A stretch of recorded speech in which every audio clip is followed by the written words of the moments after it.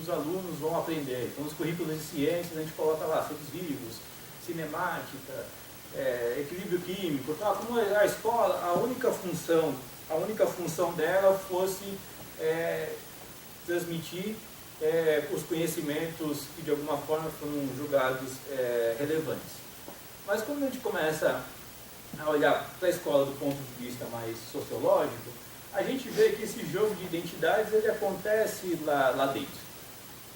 Então, a escola ela ensina muito mais do que o que a gente poderia chamar de currículo oficial, que é o currículo que está escrito nos programas e tudo mais.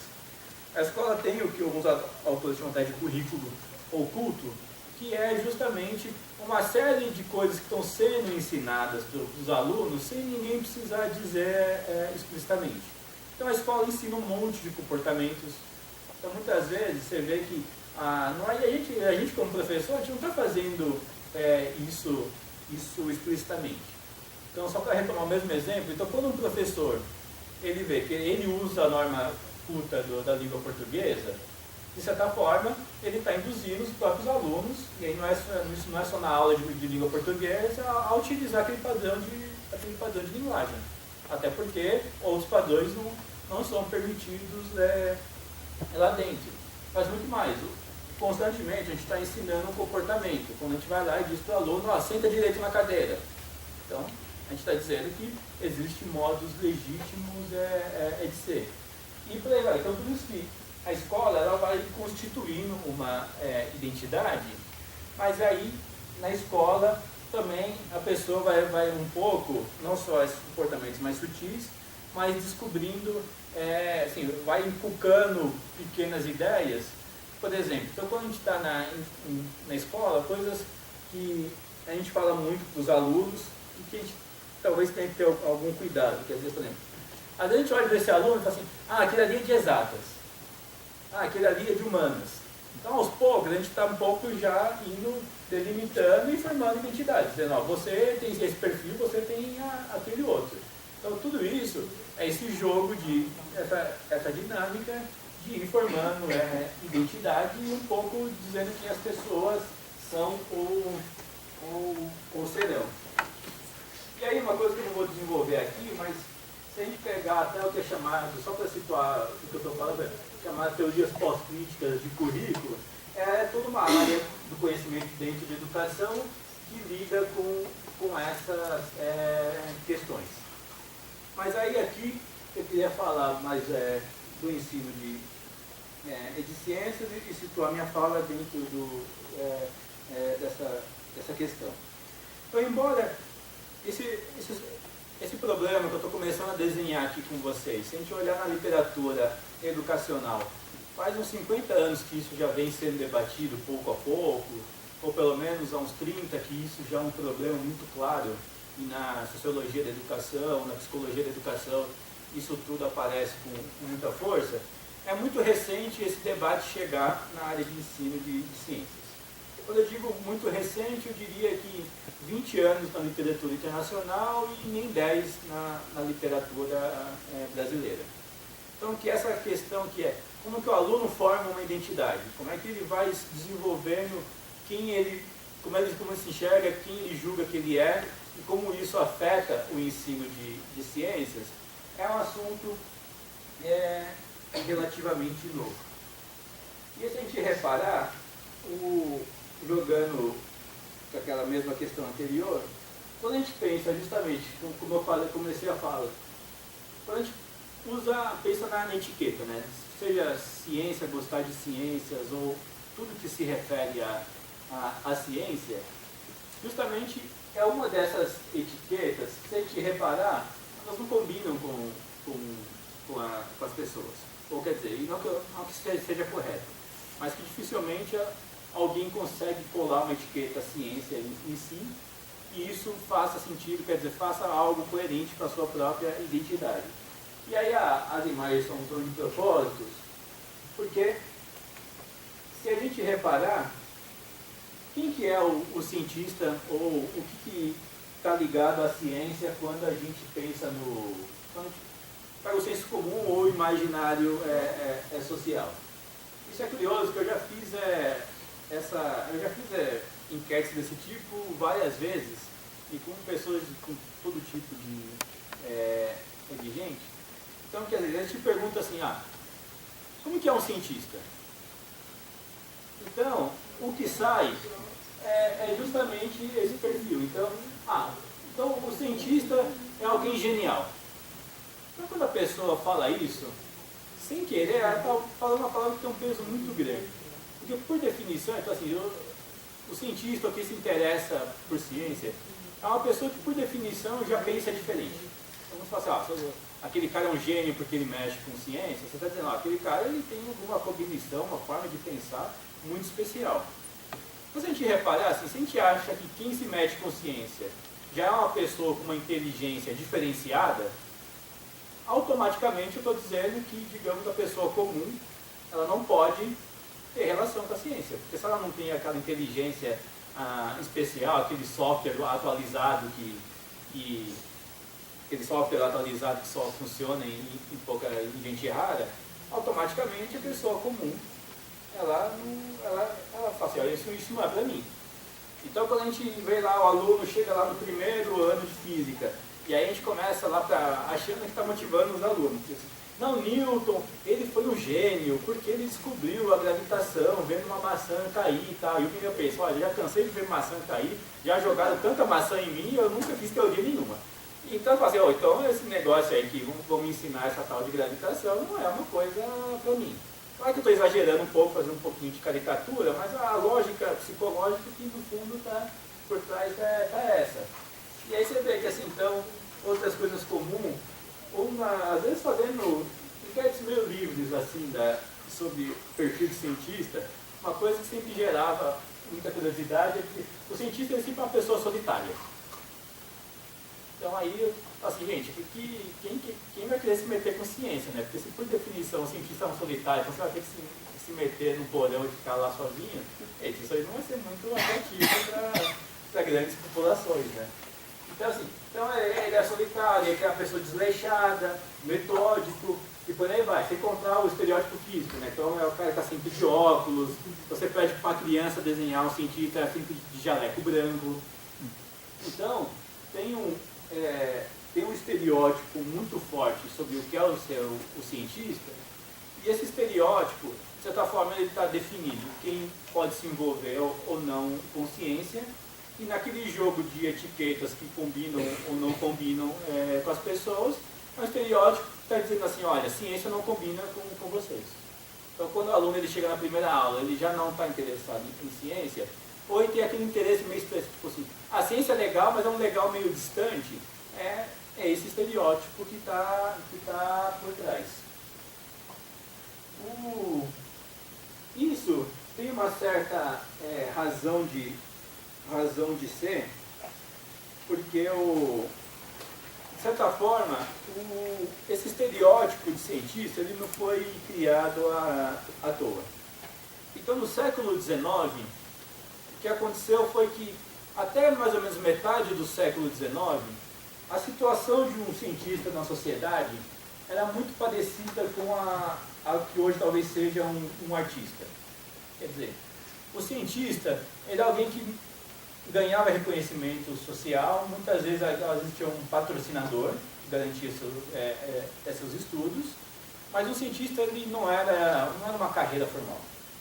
Então, a metade do século XIX, que aparece, a palavra ciência aparece nessa época, e nessa mesma época que ser cientista se torna uma profissão. E aí, para a ciência se tornar uma profissão, foi um momento da história no qual justamente a ideia de que só um grupo poderia se envolver com ciência, até porque as pessoas queriam legitimar aquilo como uma profissão específica e não como algo que qualquer pessoa pudesse se envolver. E nessa mesma época, se a gente olhar assim, metade do século XIX, é o momento onde está aparecendo, por exemplo, romances do tipo Frankenstein, ou Drácula, ou etc. Então, quem que era o Frankenstein, né? O Frankenstein ele não é... quando a gente fala do Frankenstein, a gente pensa no monstro. Só que o Frankenstein, na verdade, era o cientista, que era um cientista digamos, determinado demais no seu trabalho que faz a criatura. Então, todo esse estereótipo assim, do cientista maluco, mesmo na literatura, aparece nessa época. E aí o curioso é que bem, isso tem 150 anos, numa época que, por alguma razão, isso apareceu. Mas esse estereótipo ele ainda é muito forte. Quer dizer, se a gente olha, por mais que tenha passado muito tempo nesse período, estudos em história da ciência tenham se desenvolvido, uma série de coisas, mas aquele estereótipo do cientista lá, do Dr. Frankenstein, ele continua muito forte. E às vezes, não fazendo, de certa forma, coisas monstruosas, mas mesmo quando às vezes a gente pega um livro didático e pega, sabe, aquele box especial que às vezes vai fazer uma pequena síntese do trabalho de um cientista. Gente, eu sou meio exagerado, mas de vez em quando eu acho aquilo um pequeno crime. Por quê? Porque se a gente começa a olhar aqueles boxes com mais cuidado, eles sempre, às vezes, são muito tendenciosos. Quer dizer, eles não estão falando do Dr. Frankenstein, mas eles estão sempre fazendo uma alegoria do cientista, que é uma alegoria típica também desse período, que é você querer construir grandes heróis. Então, durante muito tempo, não só a história da ciência, como a história de todo tipo de história, elas gostavam de construir os grandes heróis da nação. Então, o Napoleão, criando a França e toda aquela coisa. Então, durante muito tempo, esses grandes heróis foram criados pela própria história. Então, até hoje, a gente carrega um pouco essa história estereotipada no nosso dia a dia, no nosso pensamento, nas nossas falas. Então, por isso que, embora o Frankenstein seja de 150 anos atrás, até hoje a gente carrega esse estereótipo de cientista e, sem perceber, a gente continua se referindo à ciência de um modo estereotipado. E se a gente pegar alguns exemplos mais concretos, e que eu acho que tem a ver com essa fala, e com problemas bem atuais. Então, às vezes a gente fala assim, mas será, então você pode desconfiar de mim. Você fala assim, mas será que então essa ciência é realmente tão estereotipada? E aí, às vezes, olhando, a gente vê várias coisas curiosas. Então, primeiro é que assim, a história da ciência é uma história de homens. Quer dizer, raramente contribuições de mulheres aparecem na história. E aí, no fundo, a gente tem um duplo machismo aí na história. Quer dizer, ao mesmo tempo que as mulheres sempre tiveram muito mais dificuldades de ter o direito de se envolver com ciências, então realmente houve menos mulheres atuando na ciência do que homens, por uma questão de um preconceito. Mesmo quando isso aconteceu, essas mulheres elas foram apagadas da história. Então tem vários exemplos, então seja a Hipácia na antiguidade grega, seja, por exemplo, a astronomia, sempre que a gente vai fazer um curso de astronomia, o primeiro nome que aparece é o Tycho Brahe. É o cara que lá no século XVII fazia muitas observações astronômicas e que foi então muito importante para tudo que é astronomia moderna. Mas a irmã dele, a Sophia Brahe, também foi uma astrônoma importante e ela não aparece em livro nenhum, absolutamente em livro nenhum. Eu mesmo, que me dedico à história da ciência, descobri isso quase que por acaso há 2, 3 anos atrás, lendo um texto que pela primeira vez fazia referência a ela.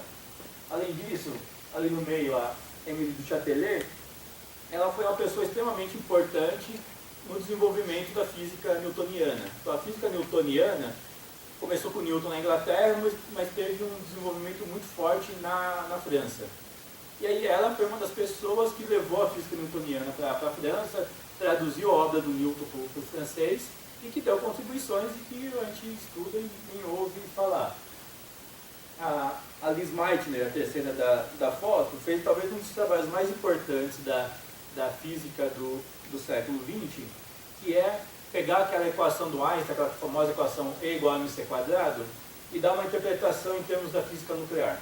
Então essa equação é muito importante porque ela é a base de todos os estudos em física nuclear. E aí quem fez essa passagem de pegar essa equação do Einstein e mostrar que ela é a equação que rege todos os fenômenos da física nuclear foi a Liz Meitner, e que até 20 anos atrás as pessoas nunca mal tinham ouvido falar dela. Se você conversava com qualquer pessoa de física nuclear, mesmo especialistas não ouviam falar. Então, voltando para o problema mais concreto, eu lembro uma vez eu estava dando uma aula de física, e aí aquela coisa assim, primeira aula, você quer fazer uma coisa mais panorâmica para os alunos, aí eu fiz um grande traço na lousa, uma linha do tempo, e comecei a perguntar para os alunos quais cientistas eles conheciam. Aí eles começaram a chutar, né? Newton, Einstein, assim, nomes que eles já tinham ouvido falar. E aí eu fui colocando, e eu tinha feito uma linha do tempo para mostrar que cientistas são de diferentes épocas. Sei lá, de Newton para Einstein tem 400 anos de diferença, aí por isso que o que eles estudaram era muito diferente. E aí só tinha aparecido nome de cientistas homens. E aí na época eu mal estava começando a lidar com essas questões, aí meio que sem querer, aquelas coisas que você fala em sala de aula depois, você não sabe por que, você só descobre depois. Aí eu fiz uma brincadeira, eu falei assim, pô, mas ninguém vai falar o nome de nenhuma cientista mulher? E aí ficou a turma inteira assim, meio estado de choque, né? Tipo, eles nunca tinham parado para pensar que não só nunca aparecia, mas como eles também não sabiam nenhum nome.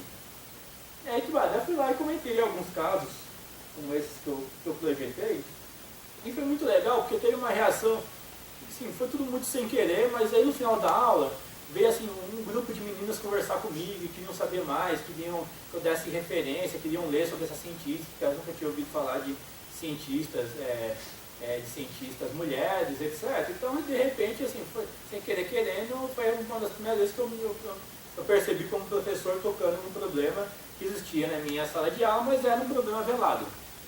Até aquele momento, eu não percebi o problema, mas eu não perceber não significava que ele não existia, quer dizer, significava que o problema estava velado, até que não, sem querer querendo eu toquei no problema e aí ele apareceu.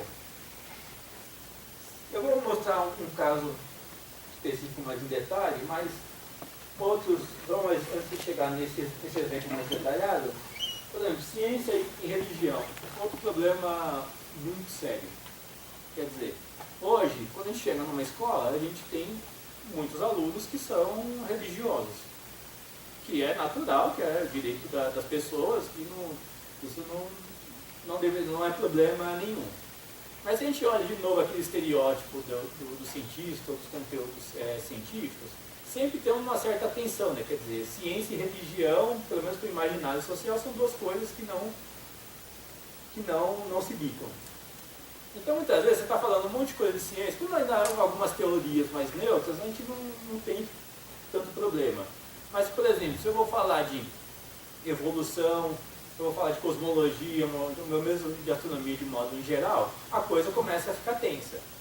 Não fica tensa explicitamente, pelo menos plano do caso anterior. Os alunos ficam quietos e não tocam no assunto, mas existe um problema velado. E aí eu já, por acaso, isso já dando aula na graduação, e aí um curso que eu dou que chama Evolução dos Conceitos da Física, aí eu dei uma aula sobre o Newton, e aí eu contei que o Newton era religioso. Aí parecia que eu estava, alguns alunos, eles parecia que sem querer eu estava salvando a alma deles, e sem eu ser o religioso. Por quê? Porque vários alunos, eles eram religiosos, mas você vê que assim, né, então assim, é um cara que está fazendo um curso de física. Então, você está falando, ele gosta de ciência. Mas que tinha uma certa tensão. Assim. Então, quando eu fui lá e contei que o Newton era um religioso, para ele foi um alívio psicológico. Por quê? Porque ele falou assim, então se o Newton era um religioso, então qual é o problema de eu ser? E se a gente reparar, por exemplo, no Instituto de Física, onde eu trabalho, sem querer, às vezes, sei lá, religião vira uma coisa meio proibida. Que é uma coisa que, sim, se alguém for querer conversar sobre religião, ninguém vai dar bola. Porque lá é um ambiente de ciência, etc.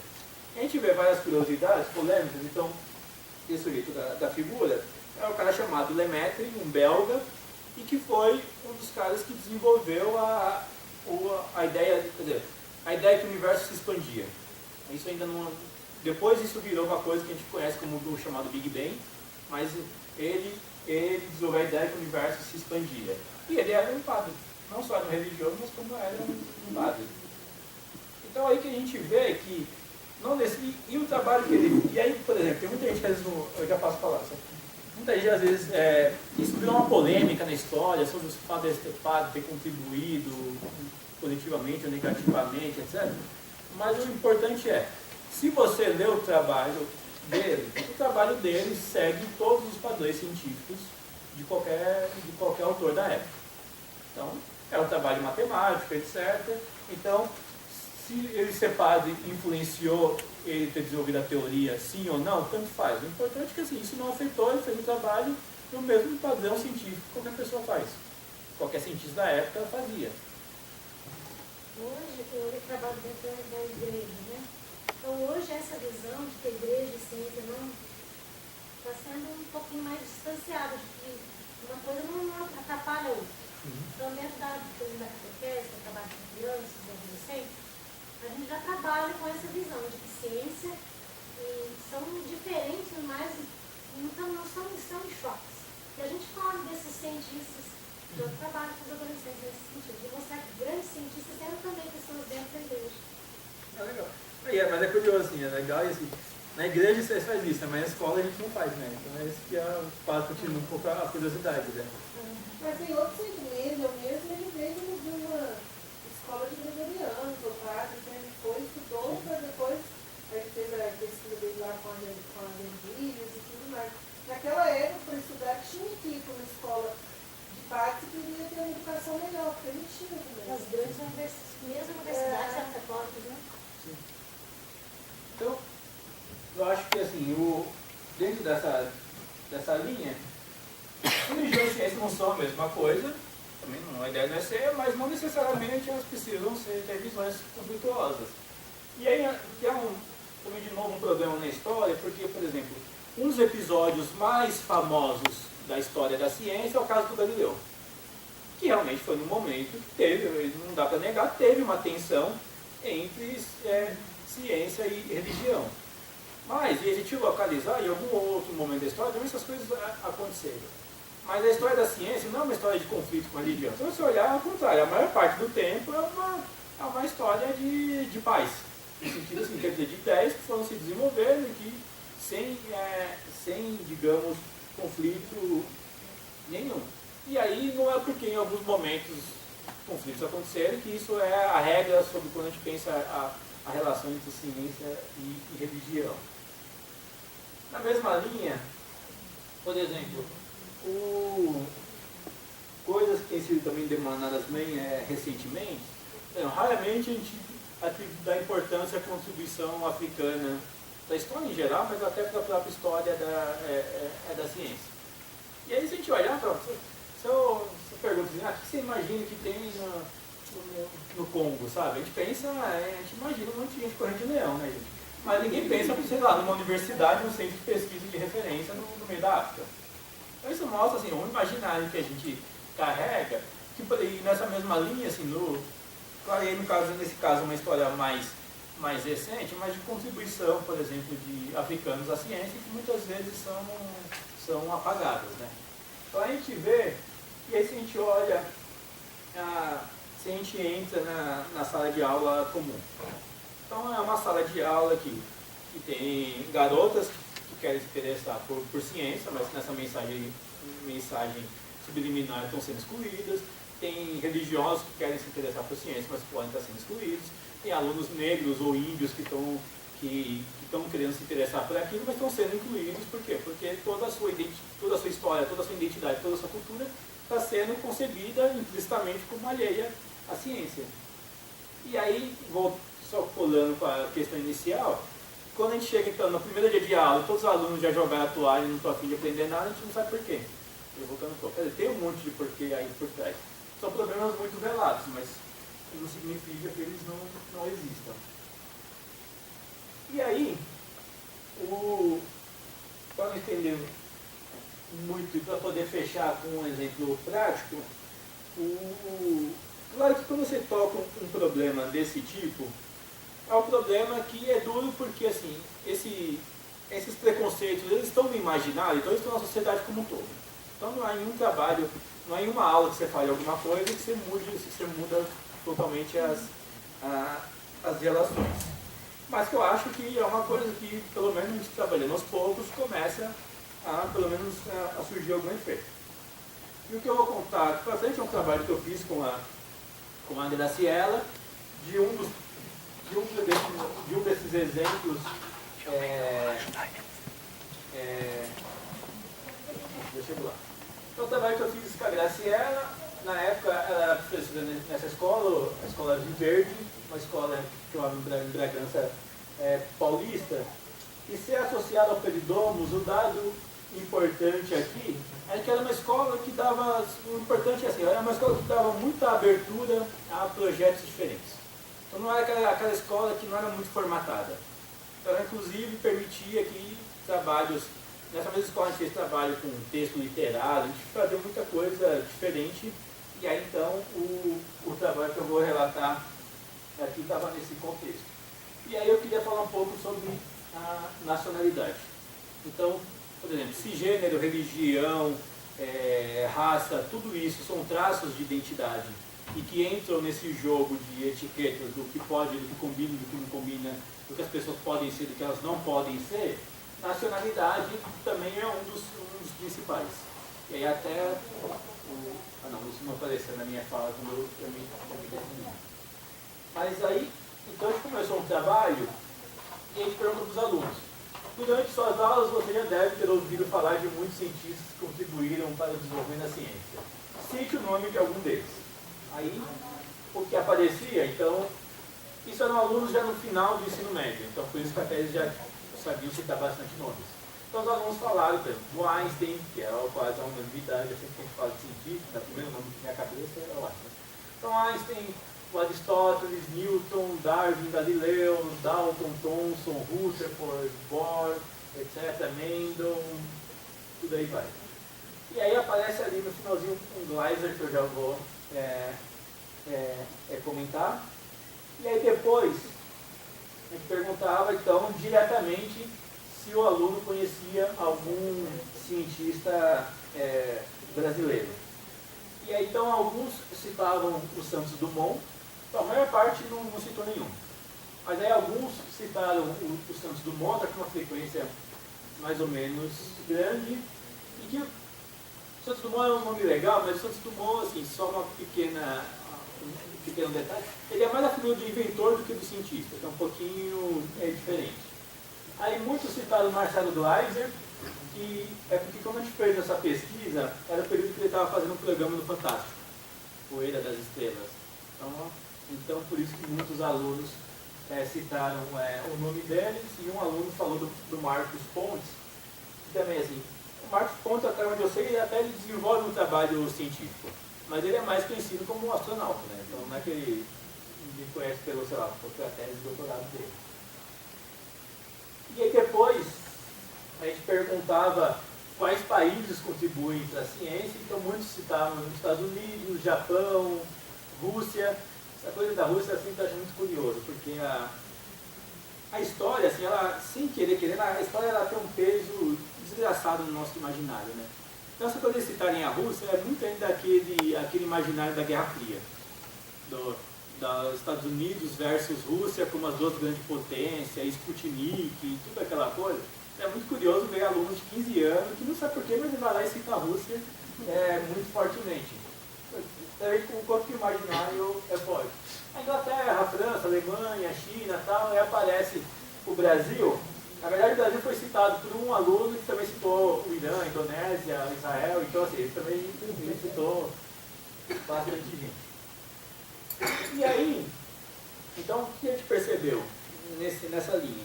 Então, nesse jogo de identidades, etiquetas que combinam ou não combinam, ciência e Brasil não são coisas que combinam.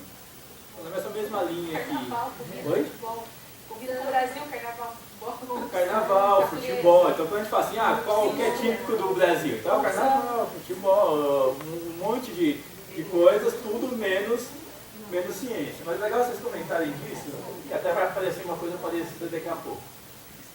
Então, a primeira ideia, eles estavam no momento do curso que estava começando a estudar a física nuclear, E aí estavam estudando, do ponto de vista da física, um problema específico que é, se o núcleo é um monte de carga positiva, e se a gente aprende lá que cargas positivas se repelem, então por que o núcleo fica unido, né? Por que aquele monte de próton que está no núcleo, porque eles não se repelem e vai cada um para um canto.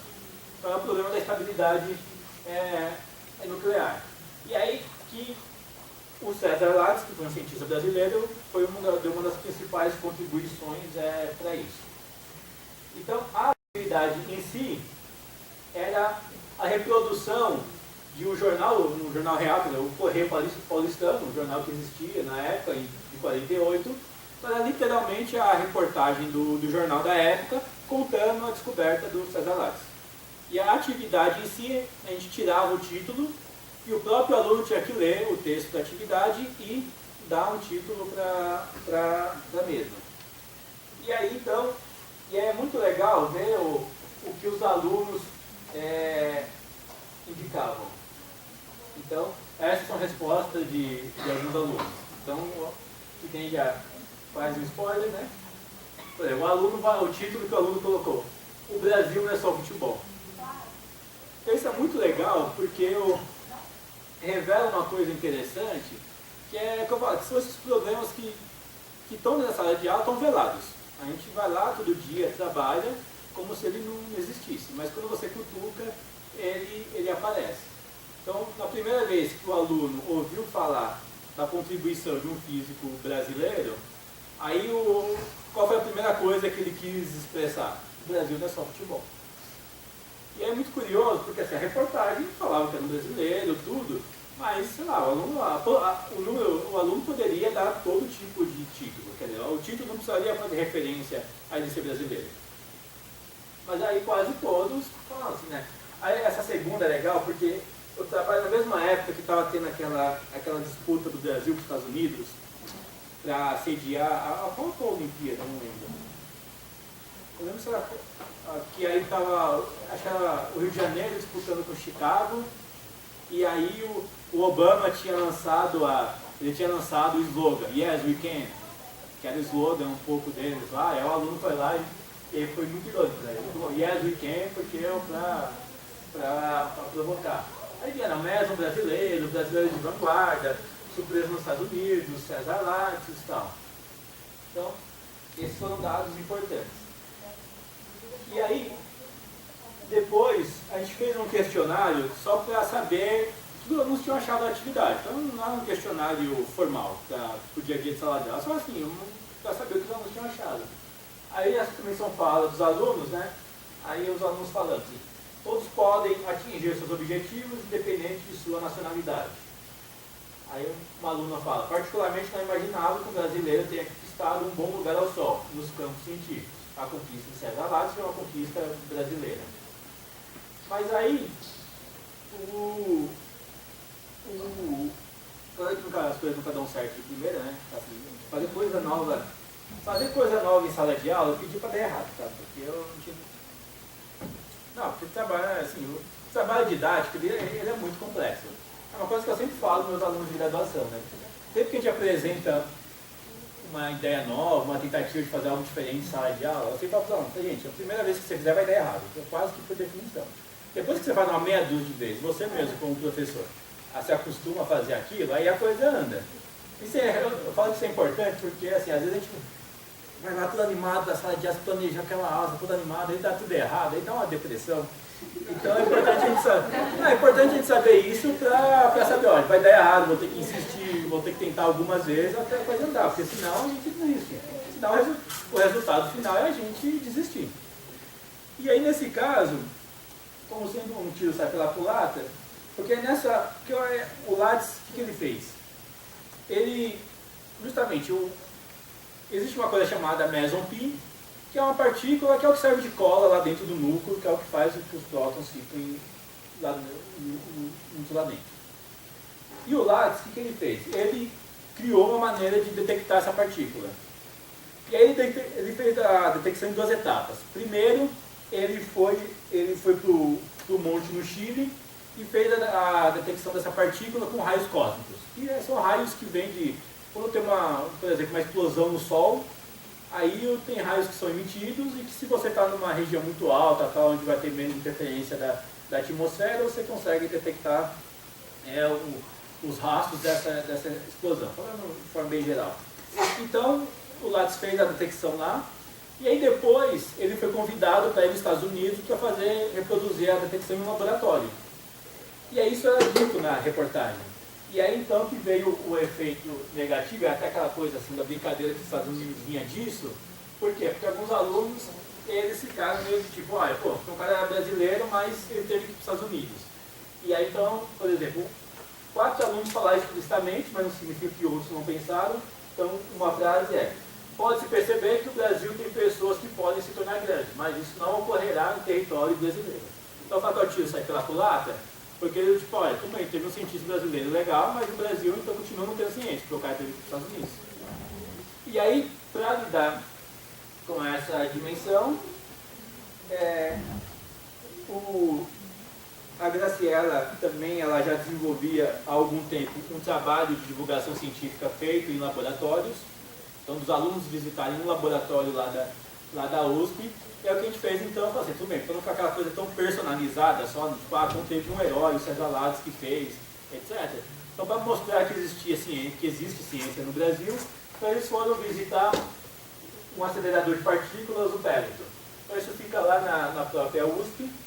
E é legal que assim, é um acelerador de partículas que atualmente até já é um acelerador que tem 40 anos, então não é o supra-sumo da física de partículas. Mas é legal porque é um acelerador bem grande, então é uma máquina que pega todo um prédio de 8 andares.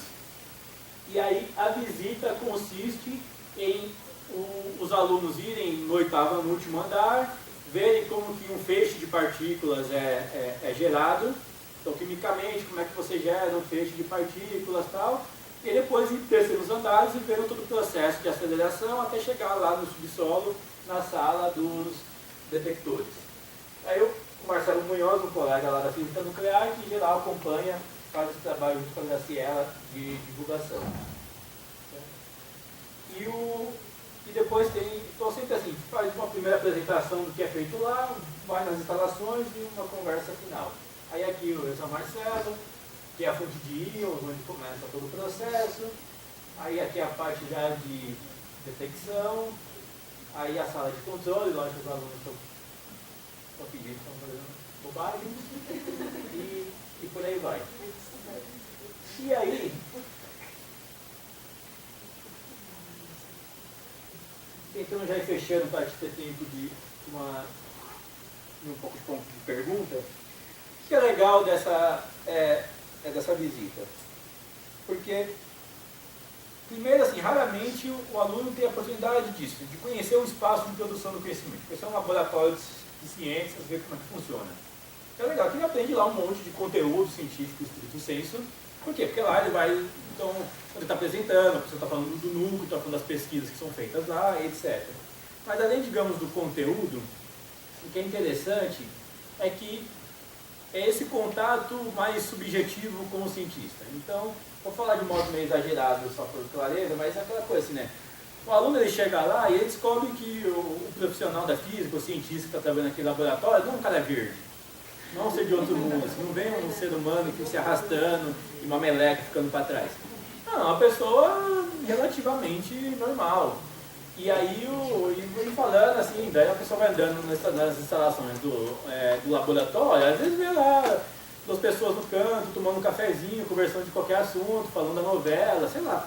E aí, então, que essas coisas acontecem. Tanto nessas visitas, tanto em um outro tipo de divulgação, que também na Marcela, Graciela, a gente faz, que são com cientistas do CERN. Às vezes tem aquele momento que o aluno pode perguntar tudo o que ele quiser. E é muito interessante as perguntas que vêm. Porque assim, às vezes, os alunos perguntam, sei lá, se aquele cientista torce para algum time de futebol, pergunta o que ele faz no final de semana. Então quando o aluno pergunta assim, o que ele faz no final de semana, ou quais são as atividades de lazer, não tem nenhum interesse maldoso por trás. Não, ele quer saber quase a questão dele. Deixa eu ver se esse sujeito é normal mesmo. Vai, o que você faz no final de semana? Daí ele fala assim, vou no parque com meu filho. Ele fala, pô, é normal mesmo. Então ele não fala assim, eu pego uma espaçonave e vou para Plutão. E aí que é legal, porque assim, é um pouco ir tentando desmontar todo aquele estereótipo do cientista como um ser humano, um sujeito fora do normal. E aí já me perguntaram várias vezes, não, mas peraí, para trabalhar com física não tem que ser um pouco diferente? Eu falo, não. O que eu acho que a física, como qualquer outra carreira, exige de dedicação. Então, eu diria que a coisa que tem de especial naquele instituto de física é que quem está lá, em geral, gosta bastante de física. Né? E gosta a ponto de querer dedicar a física, a vida àquilo. Então, são pessoas que... Então, física é uma ciência desafiadora? Física é fácil? Realmente não é. Mas, quando a pessoa tem vontade, ela quer então, dedicar, quer aprender, ela consegue. E aí eu sempre brinco assim, falo assim, é engraçado, pra mim, cadê o Ezequiel? Tocar violão também é um desafio. E em geral todas as pessoas que eu conheço que tocam bem violão é porque se dedicaram bastante, porque no começo é um saco, você fica lá, né? Não sabe a música, aí você fica lá, aí a sua família toda te odeia, porque não aguenta mais ouvir você treinando, que você fica lá, Aí quando você já está perto de perder todas as pessoas que gostam de você, às vezes você consegue articular meia dúzia de acordes sem a música, aí você recupera os amigos. Então, até uma atividade assim que todo mundo vê bem, que é uma atividade prazerosa, como, por exemplo, tocar um instrumento, tem desafio, precisa de dedicação, você precisa ter um pouco de paciência para tocar, então a ciência não é muito diferente. Então, não é em meia hora que você vai se tornar um novo nome da ciência. Mas que com a mesma paciência que a gente tem, às vezes, para aprender a tocar violão e aprender a tocar bem, se a pessoa tiver essa paciência, ela pode chegar lá. Talvez não vai ser um novo Einstein, mas condições de, pelo menos, dominar a ciência de modo a poder falar com um pouco de propriedade sobre qualquer assunto que envolva ela, qualquer pessoa acho que tem condição. E aí que eu acho que a gente um pouco peca e não deixar essa mensagem clara para os estudantes. Tá? Ufa, quase um Enéas, né? Mas não sei, se você tiver algumas questões, acho que dá um pouquinho de tempo.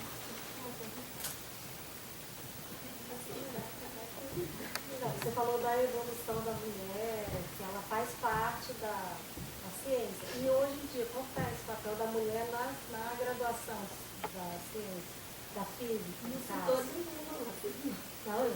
Eu quero saber como a mulher está mais participativa nos cursos de física, ou ainda é minoria, ou está igual? Então, porque é um tema muito interessante, as pessoas têm feito estudos sobre isso, atualmente tem crescido bastante os estudos sobre isso.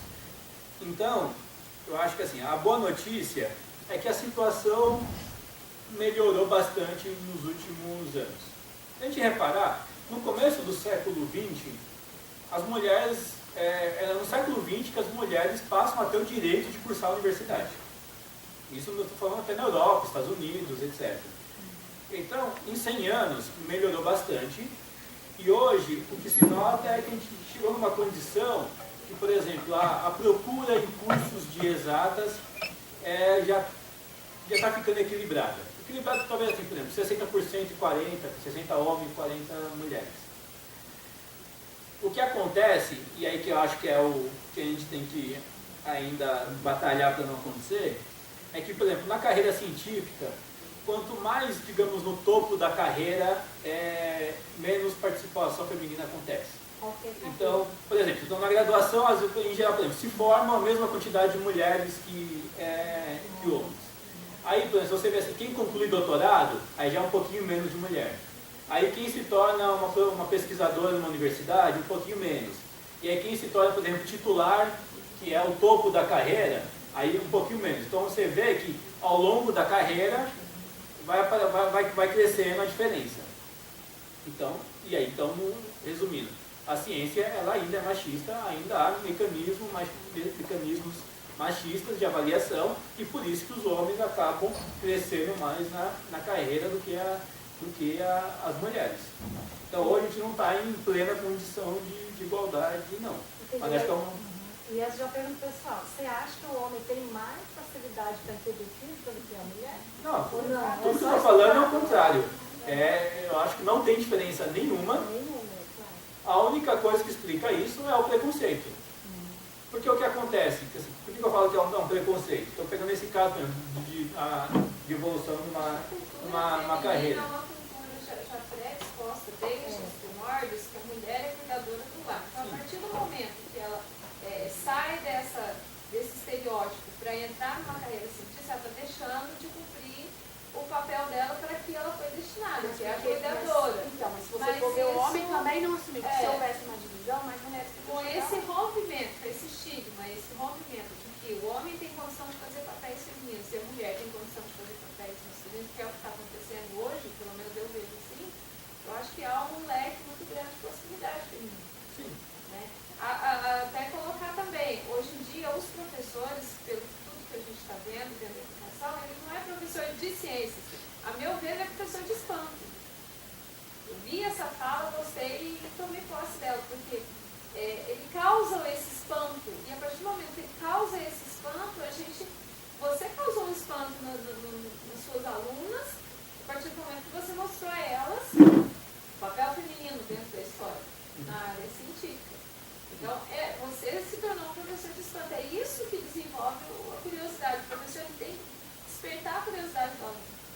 Né? Ele tem que instigar aquele aluno. Então, eu estou vendo isso hoje com mais clareza, dentro das facilidades que a gente tem. Levar um slide, levar um vídeo para a sala de aula, mostrar N possibilidades. Você não precisa ficar preso àquele estigma de cientista, é aquele do jaleco branco. Né? Então, é isso que eu estou enxergando, que está havendo esse rompimento, essas possibilidades. Essa ideia também não é de causar espanto, mas é legal, porque justamente assim, hoje ser professor não é mais só apresentar os conteúdos. Eles já estão prontos, né? E até porque assim, se ser professor for só apresentar conteúdos, gente, o Google ganha da gente, está tudo lá. Então, o que hoje a gente tem que fazer é outro tipo de trabalho, causar espantos, às vezes promover algo que seja mais, quer dizer, fazer esse convite de trazer a ciência, fazer um trabalho, fazer a pessoa se envolver, etc. Até porque para depois ela ter alguma autonomia para se precisar e consultar a internet e buscar esses conteúdos. Mas aí, só pegando a primeira parte da fala para deixar claro, gente, o que explica, às vezes, por exemplo, a maior presença de homens do que mulheres na ciência, não é nada que se refere à inteligência, à capacidade, é justamente, por exemplo, são as organizações sociais. Então, por exemplo, dá um exemplo bem bobo, mas, por exemplo, então o homem, quando ele precisa trabalhar até tarde, então ele fica lá no laboratório dele até tarde, isso é normal porque ele é homem. Uma mulher é sempre mais complicado, porque alguém vai estar enchendo o saco perguntando o que ela não está fazendo, sei lá, o trabalho de casa. Eu estou falando que é um preconceito. Hoje eu acho que está melhorando bastante em termos de divisão de trabalho, etc. Mas ao mesmo tempo, acho que ainda é uma batalha que precisa continuar, porque ainda precisa, a coisa ainda precisa avançar um pouco mais do que a gente está. Professor, mas eu acho assim, eu sou professora de ciências e trabalho muito com física, com os alunos. Acho que ainda que barra o aluno a querida matemática. O aluno também ele tem uma visão errônea da matemática, ele não compreende matemática, ele chega na física, ele chega não compreendendo mesmo. E complementando o que a colega falou, isso que eu acredito também, que a ciência, eu já fiz pesquisas, eu trabalho com de sexto ao nono ano. Eles gostam de ir para a escola, isso é fato, todo aluno gosta de ir para a escola. Eles não gostam de falar 44 horas e meia sentado lá. Mas a disciplina que eles mais gostam é educação física e ciência. Porque a ciência ele causa esse espanto, eles conseguem explicar, conseguem organizar os pensamentos. Então, quando eles falam assim, a gente está lá trabalhando sexto ano com os alunos, vai ver estrelas, nossa, pessoa, será que um dia eu ainda vou conseguir chegar lá? Não sei o que, porque causa esse estranheza, esse espanto neles. E eu acho que isso é a ciência bonita. E faz a diferença na escola mesmo. Porque, não, professora, porque a gente está cansado. Matemática é a mesma coisa toda vez. A ciência não, a gente consegue chegar cada dia com um assunto novo, uma atividade diferente. E o professor hoje, ele tem que fazer essa diferença. Porque a informação ela chega. Agora a gente tem que saber chegar essa informação até para eles. Né? Essa questão do espanto, eu concordo com ela, acho ela importante, mas o que eu vejo quando eles são menores, ainda até a gente causa esse espanto. Aí vai passando o tempo, parece que esse espanto vai sumindo. Então, você pega lá um segundo colegial, aí o espanto ficou chatice. E aí que eu acho que precisa, aí que eu falo assim, que, quer dizer, eu gosto dessa ideia do espanto, mas eu acho assim, a gente como professor, a gente tem que reconhecer que provocar esse espanto é um desafio, não é trivial. Esse que é o detalhe. Talvez seja também provocar encanto, porque se for você se encanta, talvez vocês se encantassem pela matemática, eu vou falar assim, a minha experiência com matemática, eu tinha muita dificuldade de entender para que servia aquilo. O professor não me explicava para que servia aquilo. Então, para mim, eu ver isso. Se tivesse, inicialmente, eu procuro fazer isso hoje com meus alunos, eu trabalho com esse pequeno, mas eu sempre procuro mostrar para que isso serve, qual é a importância daquilo na vida. Eu acho que eu tenho encantado pela matemática. Eu não seria uma pessoa bloqueada com matemática, eu sou. Então eu acho que mais do que espanto é o encanto. Eu acho que um pouco dos dois, né? Porque um talvez desperta e o outro mantém mais o aluno vivo no processo. Também, assim, a gente vai lá e causa um espanto no aluno, ele ganha interesse e tudo, mas você tem que manter aquilo vivo ao longo do tempo, porque senão... Aqui, né, aquela favela, e depois de muito tempo assistindo um seriado... Como é que chama? Eu me virava de altura de uma montanha pela distância, estava voando, e aquilo era uma nutria. Quer dizer, se tivesse me dito isso, nossa, eu acharia que muito interessante. Sério, que nossa, legal, eu posso colocar tudo no montanha sem precisar ir lá e medir. É bacana. Essa questão do espanto, eu vejo um pouco na prática, da seguinte forma, tem uma filha de 14 anos, está no ensino médio, e não sabe o que quer fazer. Aí eu virei para ela e falei assim, então eu vou te tentar mostrar N possibilidades. Então eu levei a gente viu como chama aquilo? Eu acho que isso é cristão. Não é aqui, estou fora daqui. Observatório. Você entra, ele vai. Isso, planetário. Nossa, ela ficou encantadíssima. Ficou encantadíssima. Mãe, vou participar da prova do opa, e vou fazer isso. Mas aí foi só uma matemática. Ciências. Eu vou operar, então você. Mãe do céu, mas eu vou fazer medicina. Liga, vamos lá ver a questão de aeronaves, como que custou, né, a parte de construção de aeronaves. Maravilhoso, matemática. Tudo instalado na matemática. Tudo. Ela está concentrada na matemática. Contei isso, é uma questão difícil. Então, eu penso assim, hoje em dia a gente vê essa Olimpíada de Matemática. Eu acho formidável eles desenvolverem esse programa de Olimpíadas de Matemática. Você compra com essa questão. E muito se fala nos cursos preparatórios para o vestibular a questão financeira. Porque medicina dá mais dinheiro, porque engenharia dá mais dinheiro. Então, ou você vai para medicina ou você vai para engenharia. Tem outras possibilidades, você não precisa ficar preso a isso. E você vai estudar da mesma forma que você estuda medicina, você tem que estudar matemática, tem que estudar física. Então, tem que ter essa cultura. E por isso a minha fala do espanto. Talvez você chegue com uma informação, a criança ou adolescente, ele não vê aquilo daquela forma. A partir do momento que você dá uma outra vertente, ele não pega isso, ele vai fazer. Então, mas aí, acho que essa fala é legal, e ela tem tanto, por exemplo, essa questão do espanto, que você conta a sua filha no planetário e tudo, mas aí a questão, pegando a questão da matemática mais especificamente, porque também sempre aparece muito. É que eu acho que aí a questão da matemática tem assim, o ensino de matemática ele tem que melhorar muito, ele já melhorou bastante. Eu não sei se alguém aqui dá aula especificamente de matemática, mas hoje sim, hoje tem, sei lá, eu não conheço tão bem, mas sei lá, trabalho com jogos, né? Então aprendendo matemática com jogos, e aí os estudantes ajudam eles a destravarem um pouco, então no meio de um jogo ele aprendendo matemática e tal, são coisas legais. Mas uma coisa que eu tenho notado, e que também hoje se tornou até uma dificuldade para mim como professor já numa universidade, estou lidando com alunos de graduação. Que assim, os alunos, tem uma coisa que eu acho que cultural, que acho que a gente vai ter que lidar bastante. Os alunos hoje eles persistem pouco. Quer dizer, eles têm uma relação com o tempo muito diferente do que eu tive. Quer dizer, eu tive talvez o tipo de brincadeira que eu tive quando era pequeno e como filho. Então, por exemplo, para mim, passar uma tarde fazendo alguma coisa, seja um jogo, seja um problema de matemática, era natural. Quer dizer, para mim o tempo estava a meu favor, quer dizer, eu dedicava tempo às coisas. E às vezes, ser difícil, tinha um lado legal, até porque eu ficava lá, tentava de um jeito, tentava do outro, tal, era quase um desafio. Hoje, os alunos, a relação deles com o tempo é muito diferente. Quer dizer, ele tenta uma vez e se não consigo para. Então, eu mesmo na graduação, de vez em quando, eu percebo isso. Eu dou uma atividade para os meus alunos, claro que já são todos adultos. Adultos, 17, 18 anos. E aí, assim, se eles tentam uma vez e não conseguem, já é igual disjuntor elétrico, já desarma, o cara já fica lá. E aí eu falo, pô, por que você não tenta mais uma vez? Ah, professor, tenta, aí às vezes tem que insistir muito, aí ele vai lá. Aí ele percebe que na terceira vez que ele tenta, ele consegue.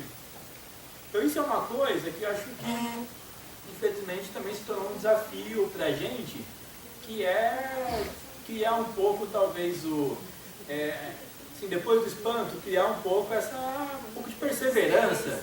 Porque, assim, que é o que eu fiz a brincadeira com o Ezequiel sobre a música, etc. Assim, gente, também a gente pode fazer, como educador, a gente pode se virar da vez, fazer tudo da melhor forma possível.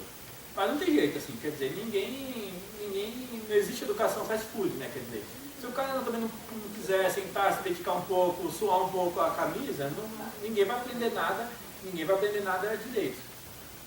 Eu penso que o educador, como você mesmo caracterizou aí com as etiquetas, eu achei muito legal, ele poderia definir mais a questão do ator social, né? Você colocou, e o educador, acho que pegando essa fala que eu achei muito legal do espanto, eu acho que o que diferencia a qualidade do educador está exatamente em causar um espanto encantador, ou às vezes encantar espantosamente. Né? Na verdade, você pega todos os atores sociais, educador, ator, jogador de futebol, cientista, político, gari, guarda de trânsito, qualquer ator social que tem um destaque positivo na sociedade, é porque ele encanta espantosamente, ou espanta encantador, de um jeito que faça com que as pessoas saiam do comodismo. Essa questão que você colocou agora no final, na minha opinião, é exatamente isso. Porque a realidade é essa. Você falou agora há pouco do maior aliado que existe hoje para a educação e que muitos professores e muitos educadores têm como um adversário, talvez, preconceituosamente, é o Google. O Google é um aliado, é um parceiro. E por que não usar ele para se diferenciar e fazer com que tua aula... Eu costumo dizer o seguinte, existe segunda, terça, quarta, quinta e sexta. Na segunda-feira, o meu filho ou minha filha, de 14, 12, 18 anos, não quer ir para a aula. Na quinta, ou na sexta, ou na terça, não vê a hora de chegar a hora de ir para a escola. E aí você pergunta, mas segunda tem aula de quê? De X matéria. Naquele dia que ela fica encantada, que é louca de ir para a escola, tem aula de Y. Mas a aula de Y por quê? Impressionante, porque a aula X é a aula de ciências, que ela não quer ir. Estou brincando com você. E na aula N, que ela quer ir, é a aula, vamos falar de educação física, que é um saco, né? A maioria de nós não gosta. Mas aquele professor é o cara. Ele se diferenciou. Haja vista os prêmios que nós temos recebido nacionalmente, em termos de evolução da educação, mas se você pegar os educadores nota 10, brinca por aí, são pessoas diferenciadas. Não são aquele... O Rubem Alves falou muito bem entre eucaliptos e jequitibás sobre o eucalipto. Eles não são eucaliptos, eles são jequitibás. Né? São pessoas diferenciadas, que têm um talento, uma vocação e uma dedicação espantosa com a educação. Não pensam que a educação é aquilo que se faz todo dia, porque a educação se refaz, ela nasce todo dia. Exatamente, sai do comodismo. Então é isso que eu queria colocar, porque eu achei brilhante a questão que você colocou das etiquetas, né? Muito legal, mas eu acho importante que nós, cada um de nós, tenhamos a preocupação em colocar a etiqueta diferente, aquela de ser diferente, de fazer diferente, para causar esse espanto e esse encantamento. No fundo, assim, só para o tempo já deu, mas para fechar, assim, não pode deixar de acreditar no valor do trabalho com a educação. Quer dizer, às vezes o dia a dia vai batendo na gente e a gente vai murchando, é um pouco natural. Mas, assim, quanto mais a gente, se a gente não acreditar naquilo que a gente está fazendo, aí a gente não encanta, nem espanta, nem nada. Como você falou assim, e aí de nós, educadores, deixarmos sonhar as coisas possíveis. Professor, mas um grande entrave que eu acho, assim, eu não sou formada no UNITEI, participo de várias ações aqui, vários projetos. Eu vejo muito assim, por exemplo, entra lá 20, eu não sei se tem alguém que dá área de física, área de química, da matemática, entra lá 20 alunos. Aí não sei o que vai desmotivando eles durante a graduação, forma um aluno, aí fala assim, não forma nenhum. Ou muitos dos que formam nem chega para ir para a sala de aula, e a gente chega a faltar mesmo. Aqui em Itajubá, falta professor de física.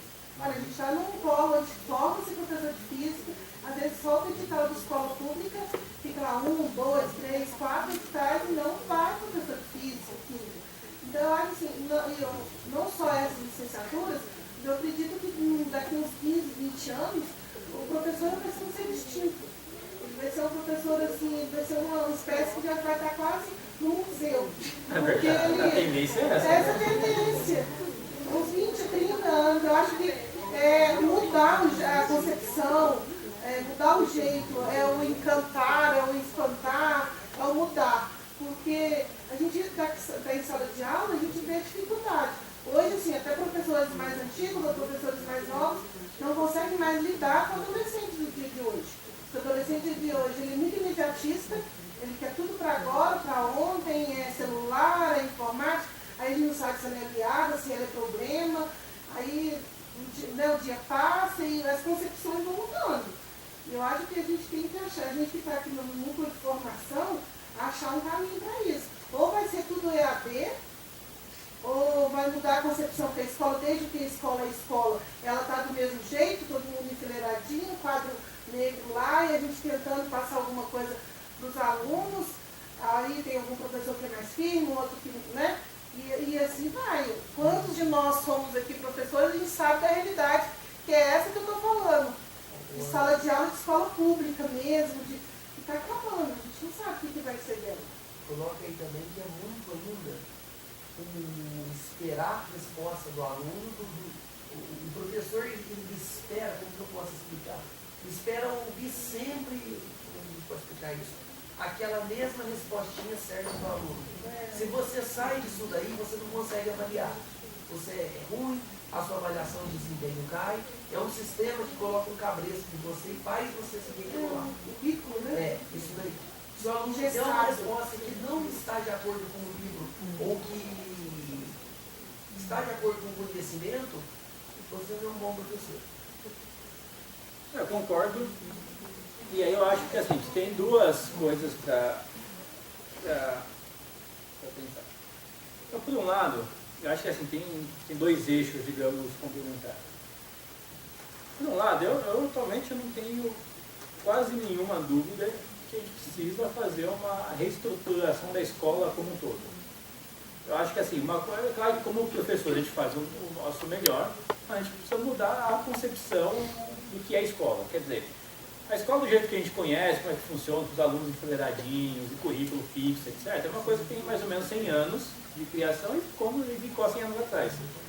Então, nessa linha, assim, cada vez mais, às vezes a escola tem que ser, por exemplo, menos uma coisa de resposta certa, no sentido de assim, o aluno só saber repetir a resposta certa.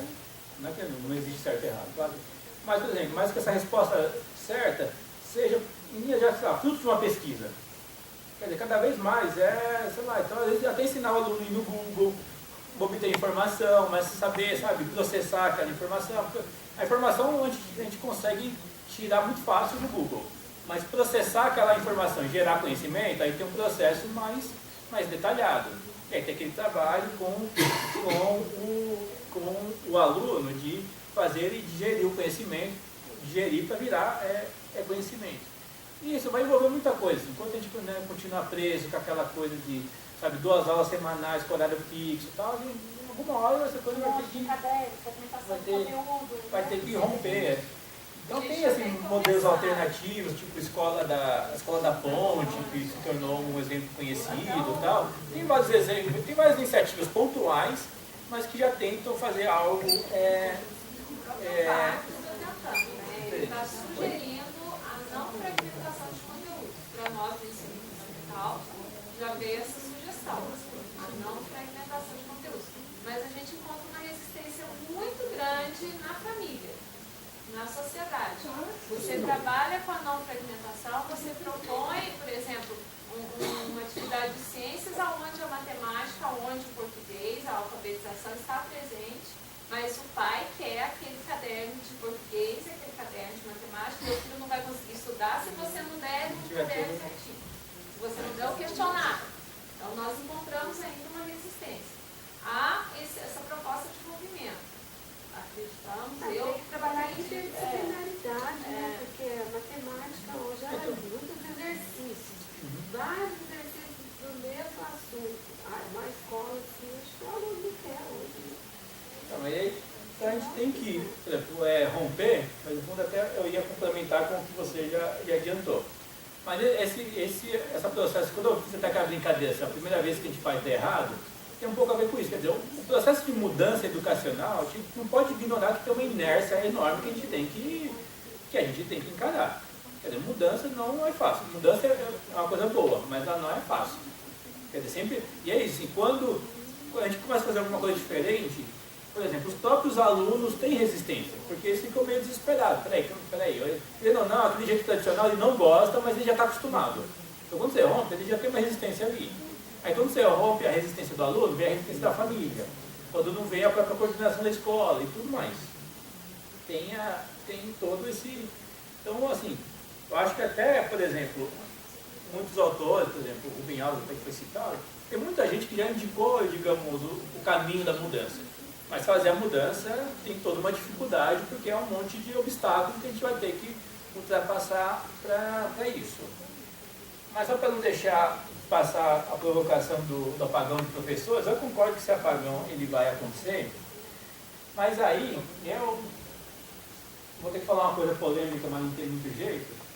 Quer dizer, então a gente está aqui concluindo que nós somos professores e que nós, no bom sentido da palavra, temos que fazer uma revolução, porque a gente tem que mudar muita coisa. Legal. E aí o problema é que a carreira do professor tem que ser valorizada de modo adequado. Por que está tendo um apagão? Porque, sabe, os alunos aqui fazer aula comigo lá e eu vou começar a falar com eles assim, de tudo que eles têm que fazer diferente para ser um bom professor de física. E aí, assim, depois o cara vai ver o salário inicial dele e descobre que é muito pouco, desanima. Então, a última moda lá é quando eu chego para dar, em especial, cursos para final de graduação, assim, os alunos do último ano, chega um monte de engravatado. Por quê? Porque o Itaú já cooptou, já foi pro lado do verbo da força. Quer dizer, por quê? Porque o cara ele vai lá e descobre que o salário inicial dele trabalhando no banco já é mais do que o salário de um professor de carreira. Então não tem jeito, assim, quer dizer, é claro que é muito nobre quem está na sala de aula, está batalhando, acredita na causa, etc. Mas enquanto a gente depender muito só das iniciativas mais individuais, do amor que às vezes a pessoa tem e fala assim, não, eu quero continuar batalhando porque eu acredito nisso, não dá para fazer política de Estado na base do heroísmo de pessoas. Então, não tem jeito, assim, enquanto o salário médio do professor no mínimo dobrar, não dá para continuar a conversa. Porque aí que você vai continuar, porque aí que os professores vão se formar e vão querer ser professores. Principalmente na perspectiva econômica do pai e dos filhos. Nossa, agora, de jeito não estão querendo cortar, Mas a gente, que é aluno de graduação, entra numa sala para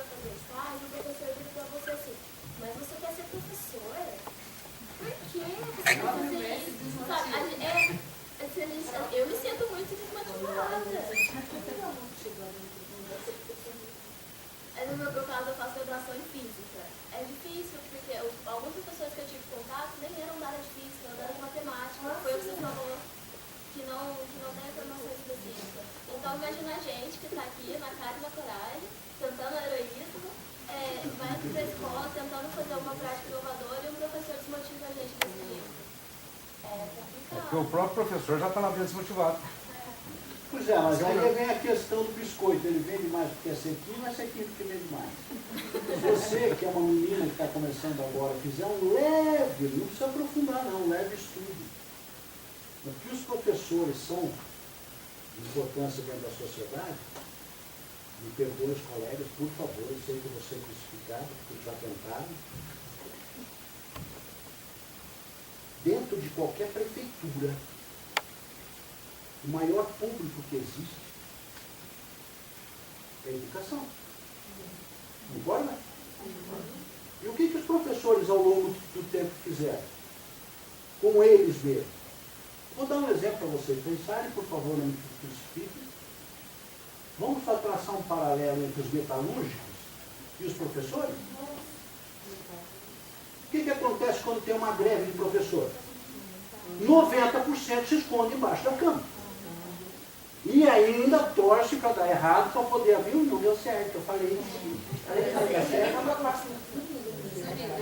Entendeu? É uma classe totalmente desunida que não tem um pingo de motivo para ser desunida, porque tem 1 milhão de pingos, ou seja, o conhecimento histórico, para saber que somente, aquela frase ridícula de novo, a união faz a força. E onde está a união? Desmotivando você a ser professora. É aí que está a força, a hipocrisia, o status quo que perderam, mas acredito que tem, daquele que chegava numa inauguração em 1964, 65, e tinha no palanque o prefeito, o deputado federal, o senador, o governador, o presidente e o professor. Hoje, o professor é mandado, obrigado a ir numa inauguração aplaudir o idiota que se elegeu e não sabe o que está fazendo lá, mas ele se elegeu. E eu não estou falando mal de político porque eu acredito demais na classe política. Entendeu? Nada contra político, muito pelo contrário. Mas tem políticos que são eleitos pelos filhos de professor, pelos filhos que os professores educam, e são eleitos para destruir os professores